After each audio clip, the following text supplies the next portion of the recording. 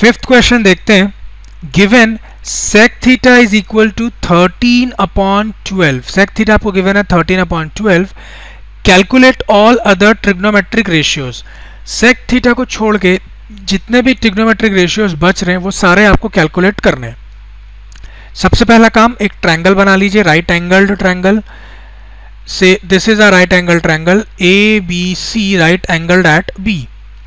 आपको गिवन है sec theta as 13/12। तो ट्रायंगल में किसी न किसी एंगल को आपको थीटा एज्यूम करना पड़ेगा। Let's say this is our angle theta, angle CAB को हमने थीटा लिया है। तो with respect to this angle theta, side BC is perpendicular for us, side AB is base for us and side AC is hypotenuse for us. We also know that sec theta is ratio of hypotenuse over base. ठीक, hypotenuse upon base का रेशियो होता है sec theta.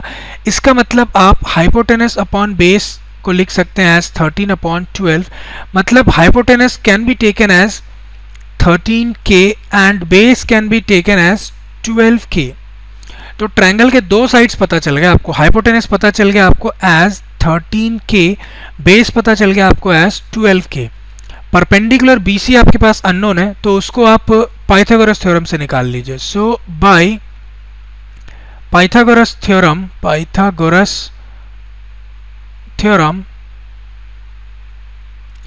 we can write AC square is equal to AB square plus BC square। AC is given as 13K, तो 13K का square कर लीजिए is equal to AB 12K है आपके पास, 12K का square plus BC square as such, क्योंकि वही डिटरमाइन करना है। 13K का square 169K square is equal to 12K का square 144K square plus BC square.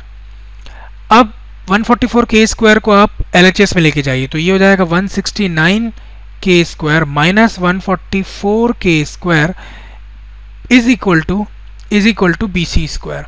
ना 169K square minus 144K square, ये मिलेगा आपको 25K square is equal to BC square.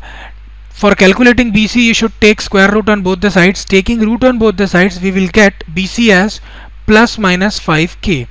हम minus 5K को डिस्कार्ड कर देंगे, कारण आपको मालूम है, तो BC आपको मिल जाएगा फाइनली 5K। परपेंडिकुलर पता चल गया आपको 5K। ये हाइपोटेनस 13K है आपके पास, बेस आपके पास 12K है, परपेंडिकुलर आपके पास 5K। अब आपको ट्रायंगल के तीनों साइड्स मालूम है और आपको बाकी ट्रिग्नोमेट्रिक रेशियोज निकालने जो sec थीटा के अलावा बच रहे हैं। क्या क्या बच रहा है? sin थीटा बच रहा है, cos थीटा बच रहा है, tan थीटा बच रहा है, cot थीटा बच रहा है और cosec थीटा बच रहा है। देखिए, आपको पता है sin थीटा क्या होता है? Perpendicular upon hypotenuse. तो परपेंडिकुलर कितना है इस ट्रायंगल में? 5K, ये आपने पुट कर दिया 5K। हाइपोटेनस कितना है? 13K। K से K कैंसिल कर लीजिए, तो 5/13 आपको मिल गया sin theta. Likewise cos theta is ratio of base upon hypotenuse. ठीक, बेस यहाँ पे कितना आपके पास? 12K, हाइपोटेनस कितना आपके पास? 13K। तो ये फाइनली मिलेगा आपके पास 12/13। Likewise tan theta is ratio of perpendicular over base. Perpendicular आपके पास है 5K, बेस है आपके पास 12K, तो ये मिलने वाला आपको 5/12। आप tan थीटा को ऐसे भी निकाल सकते थे, कैसे? बाय द रेशियो ऑफ, मैं यहाँ लिख रहा हूँ अलग से, by the ratio of sin theta over cos theta. अगर आप ये sin थीटा और cos थीटा की वैल्यू जो 5/13 और 12/13 आपको मालूम है, इनका रेशियो लेंगे तो भी आपको ये 5/12 मिल जाएगा tan थीटा। ठीक, लाइकवाइज cot थीटा आपको पता है, cot थीटा होता है बेस अपॉन परपेंडिकुलर। बेस कितना है आपके पास? 12K, परपेंडिकुलर कितना आपके पास? 5K, तो ये मिल गया आपको 12/5। आप cot थीटा को ऐसे भी निकाल सकते थे। क्या? cot थीटा होता है रेसिप्रोकल ऑफ tan थीटा। तो जब आप 5/12 का रेसिप्रोकल लेंगे तो आपको फिर से 12/5 मिल जाएगा। Last cosec theta. cosec theta is ratio of hypotenuse over perpendicular. Hypotenuse कितना आपके पास? 13K, परपेंडिकुलर कितना आपके पास? 5K, तो ये मिलने वाला है आपको 13/5।